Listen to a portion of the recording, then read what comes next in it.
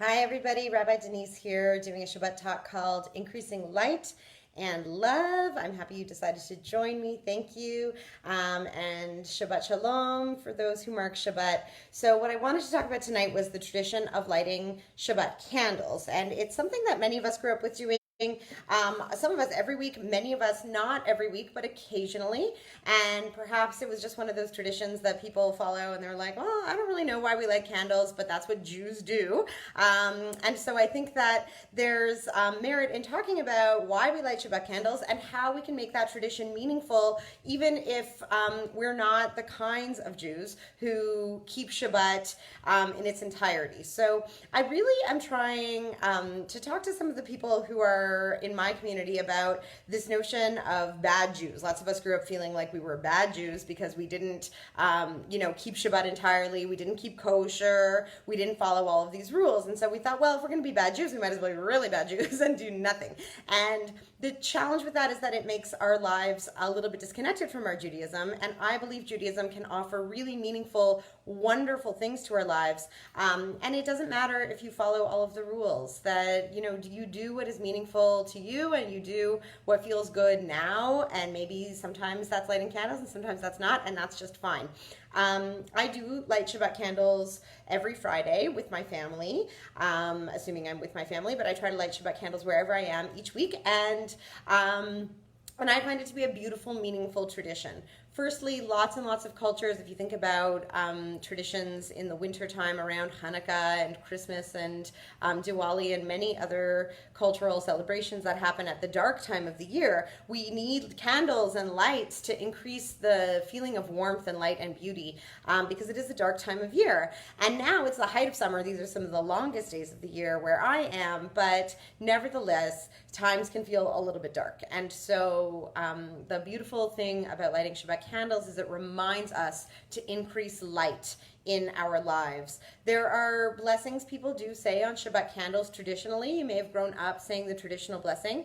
I'm part of the humanistic Jewish movement, and we change the words to make them meaningful. We really think there's integrity in saying what you believe and believing what you say. So the blessing I often do on candles is Baruch HaOr Ba'olam, Baruch HaOr Ba'adam, Baruch HaOr B'Shabbat. Blessed is the light of the world, blessed is the light of humanity, and blessed is the light of Shabbat. So it's a very simple way of saying we are honoring the fact that we're bringing light into the world and into our lives. And when your week has felt challenging and some of us are just run off our feet, I feel like this week I haven't had a moment to breathe. So just taking the time to slow down and to experience warmth and light and beauty, it reminds us to rest and rejuvenate and renew ourselves. And so for all of those reasons, I think the tradition of lighting Shabbat candles is a wonderful tradition to uphold, even if you're not the kind of Jew who's going to abstain from driving on Shabbat. That doesn't matter. It's about what can you bring from Jewish culture that will make your life better right now, today, and something we can all do easily from our own homes.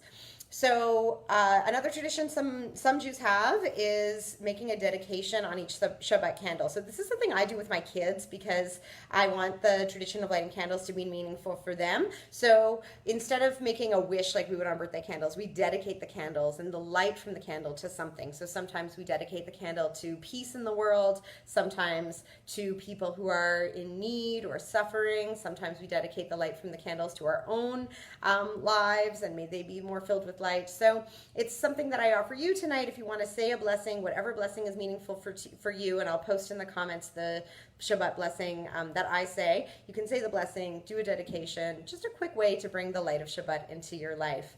I also wanted to mention that we are at the beginning of a new Jewish month. It's the month of Av, which is known for many Jews to be a challenging month. It's when we remember the destruction of the temple. And so these are days of mourning in Jewish tradition.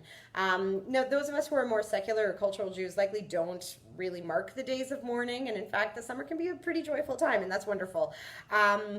I do want to mention one of the nice things that came out of the ways Jews talk about the destruction of the temple. So people say that the temple was destroyed because of sinat chinam, which means baseless hatred. That this baseless hatred that sometimes people have for other people is really destructive, horrible force that created a lot of pain for our community.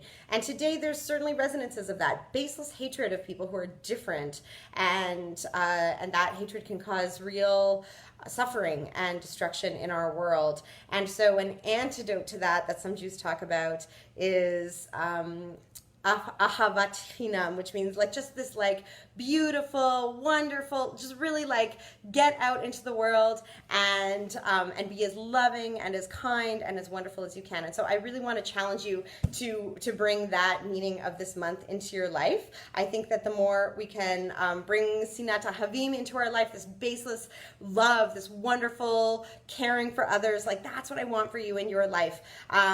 So instead of, this chinam, we have ahavim, we have love. Like let's be loving to our neighbors, especially to those who are different from us. And given that I'm talking about increasing light in the world, I know some of us are really involved politically right now. We're just wanting to speak out against injustice all the time. And so I had an example in my own life I wanted to share from this week. I was engaging with some people who are anti-choice, so against legal abortion rights. It's a topic I feel very strongly about. And I had somebody engage with me because I posted something about how strongly I feel like pro-choice rights are important, and this person who's anti-choice engaged with me on my Facebook and was saying things that I found to be really sexist in nature. And instead of my usual response, which would be to sort of be angry and approach him and say, this view is ridiculous, I tried to lead with love. And I said, I'm sure that you have a good heart, and I want you to consider the contempt for women and what you're saying. Maybe it's a contempt you're not aware of, and maybe we can talk to each other and try to engage each other from a place of love. So it was a new approach I took. It certainly felt better and more joyful than what we sometimes have when we approach with anger. I'm not saying it's wrong to be angry. These are times that often justify anger, and we can use our anger sometimes to fuel social change. So that's nothing wrong with that. However, this might be a time where we also need to lead with love and think about how we can bring more light and more love into each other's lives. So I really wish you a Shavua Tov, a good week, and a Chodesh Tov, a good month. May this be a month of light and love for you and for yours. And those who want to come check out my website, I'll post the link. I'd love for you to come over to my website because I have a brand new free download for you. It's called 6 Ways to Change the World from the Comfort of Your Couch. So hop on over to my website, grab that free download so that this month, a month of love and light, you can increase justice and light and love in the world too. Okay, Shabbat Shalom. Bye.